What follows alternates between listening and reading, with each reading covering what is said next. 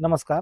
मी प्रवीण बद्रे, केशगाव जिल्हा परिषद गटातून आमच्या घरच्या पाटोद्या गावच्या विद्यमान सरपंच सौ समन प्रवीण बद्रे या जिल्हा परिषदसाठी उभारलेले आहेत. त्यांच्यासोबत करजखेडा गणातून श्री लिंबराज भाऊ साळुंखे व केशगाव गणातून संजीवनी अभिजित पाटील या उभारलेले आहेत.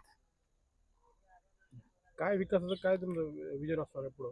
विकासाचं विजन म्हणलं तर माझी जी उमेदवारी आहे ती एखाद्याला डायरेक्ट 10वीची परीक्षा द्यायची, तर उमेदवारी जी माझी मिळाली ती ग्रामपंचायत सदस्य ते सरपंचाचा प्रवास, माझा यशस्वी 10 वर्षाचा कार्यकाल, त्या जोरावर मी उमेदवारी मला पक्षाने दिलेली आहे. अचानक असं नाही की बाबा कुठं तर पक्षांतर केलं आणि लगेचच उमेदवारी दिली, असं काहीच नाही. 10 वर्ष झाले मी आदरणीय राणादादाचा कार्यकर्ता आहे, भाजपचं पण काम करतोय आणि अनेक विकास कामं केली. लहान म्हणजे त्या लहान मुलापासून ज्येष्ठापर्यंतच्या सगळ्या समस्याची जाण मला आहे.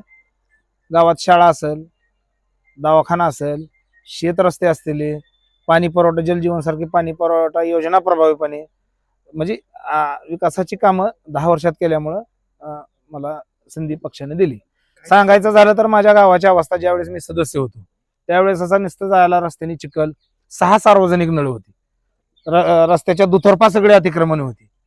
माझ्या 10 वर्षाच्या काळात सगळी दुतर्फा अतिक्रमण काढून तरुणासाठी दुकान व्यवसाय गाळे करून 1ली ते 10वी पर्यंतच्या खोल्याचं निर्लेखन करून नव्यानं 10 खोल्या मंजूर करून शिक्षणाच्या सोयीसाठी व्यवस्थित सगळं करून घेतलं मी. विकासाचा प्रयत्न आपण करताय आणि विकास होतोय, त्याच्यावरती आपलं काय म्हणणं आहे नेमकं? काय त्या लोकांना मी मतच नाही, त्याच्यात म्हणजे काय मी काय म्हणलो, मी ग्रामपंचायत सदस्य सरपंच ते काहीतरी क्वालिफिकेशन लागल, उगं उठलं तर 4 दिवसात कुठं तर यायचं, मी ह्याचा म्हणायचं आणि ह्याच्यात प्रवेश करायचा आणि उमेदवार मिळायचा. हा राजकारणातला बेसच नाही. समाजकारणाच्या नावाखाली राजकारण करणं ही म्हणजे आपलं नाहीच. मी जे केले ते तळागाळापासून काम करून 10 वर्ष सक्षमपणे माझं गाव उभा राहून विकास निधी खिचून आणि प्रत्येक क्षेत्रातून मी माझ्या गावाला विकास निधी खिचून कुठलंही उत्पन्न नसताना सगळ्या गोष्टी करूनच मी काम केले. त्यामुळे पक्षाने मला उमेदवारी दिली आणि येणाऱ्या काळात जिल्हा परिषदेच्या माध्यमातून, अर्चनाताईच्या माध्यमातून म्हणजे गटाचा विकास माझ्या पाटोद्यासारखा दुपटीनं म्हणजे करणार आहे.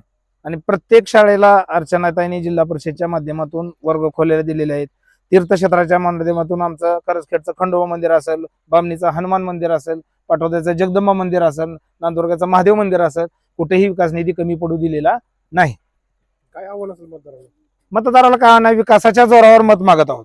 आणि माझा अनुभव म्हणजे ग्रामपंचायत सदस्य ते सरपंच, मी एकदमच 10वीच्या परीक्षेला बसलो नाही, 1ली, 2री, 3री, 4थी करत आलेलो आणि कुठलं लगेच समाजकार्य करत करत पक्षांतर करून लगेच तिकीट मारून डायरेक्ट जिल्हा परिषदेची निवडणूक लढवलेली नाही.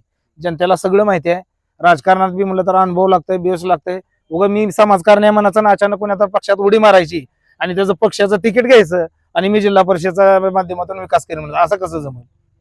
कुठल्याही गोष्टीचं एखादं आपल्या शेतात उत्पन्न केलं त्याला आधी खूप मेहनत करावी लागते, त्याला पेरावं लागतंय, त्याला फवारणी करावं लागतंय, पीक येतं उत्पन्न सगळं होते. एकाएकी समाजकारणातून एखाद्या पक्षांतरात जायचं आणि पुन्हा समाजकारण सोडायचं आणि एखाद्या पक्षाचा झेंडा घ्यायचा आणि मी गटाचा विकास करतो, ही असं नाही शक्य. आव्हान काय आहे? आव्हान माझ्या केशगाव गटातील मतदार एवढे सुज्ञ आहेत आणि मी जिल्हा परिषदचा उमेदवार आहे म्हणून मला ओळख करून सांगायची गरज नाही. केशगाव गटातील नाही तर तालुक्यातील प्रत्येक नागरिक हा प्रवीण बद्रेला नावानिशी ओळखतो, त्याच्यामुळेच मला उमेदवारी भेटलेली आहे. आणि येणाऱ्या काळात धाराशिव मध्ये ह्या 54 गटापैकी केशगाव गट हा येणाऱ्या पंचवार्षिक मध्ये 1 नंबरलाच असेल असं मी मतदाराला आवाहन करतो. राहिला विषय निम्न तेरणा उपसा सिंचन योजनेबद्दल, डॉक्टर पद्मसिंह पाटील साहेबांनी ती योजना केली. योजना 5-10 वर्ष एकदम सुरळीत चालू होती, पण अचानक विधानसभा मतदारसंघाची पुनर्रचना झाली आणि आमचे आमदार म्हणजे 72 गावं तुळजापूरमध्ये गेल्यामुळे आमचे आमदार गेले तिकडे, शासन नसल्यामुळं समजा ती योजना बंद पडली. ज्यावेळेस दादा इकडे आले कुठं आपल्या तुळजापूर विधानसभा मतदारसंघ, मग त्यावेळेस काही लोकांनी पाठपुरावा केला, पण ती त्यावेळेस त्या पक्षात असताना त्यांना निधी का मिळाला नाही? त्यांच्या मी जे कोणी पुढचं असेल मी नाव घेत नाही, त्यांनी त्याच पक्षात होते, त्यांचीच सत्ता होती, त्यांचा जलसंपदा मंत्री होता, का मिळाला नाही? मग आमच्या सगळ्या ग्रामपंचायतीनं आमच्या टीमनं सगळा पाठपुरावा करून त्याला अधिक वेग देऊन परत आमची भाजपची सत्ता आल्यानंतर आदरणीय राणादादांनी जलसंपदा विभागाला देवेंद्र फडणवीस साहेबाला बोलून त्याला दुरुस्तीसाठी इतिहासात कधीच 113 कोटी कुठल्याही योजनेला तुम्ही ऐकलंय का असं, तर 113 कोटी मिळून ह्याचा प्रश्न पाण्याचा त्यांनी मार्गी लावलाय. जी शेती पडेल त्याचा पोरगाच नीट करत असतोय, शेजारी करत नसतोय.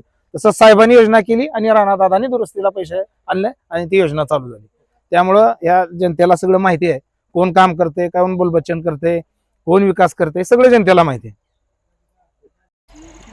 तरी मी माझ्या केशगाव गटातील सर्व सुज्ञ मतदार बंधू शेतकरी यांना आवाहन करतो की येणाऱ्या 7 तारखेला कुणाच्याही भूलथापाला बळी न पडता आदरणीय राणादादा अर्चनाताईचे हात बळकट करण्यासाठी जास्तीत जास्त संख्येने माझ्या तिन्ही उमेदवाराचा समोरील कमळ चिन्हाला बटन करून विकासाचं ट्रिपल इंजिन चालण्यासाठी मतदान करावं एवढं आवाहन करतो.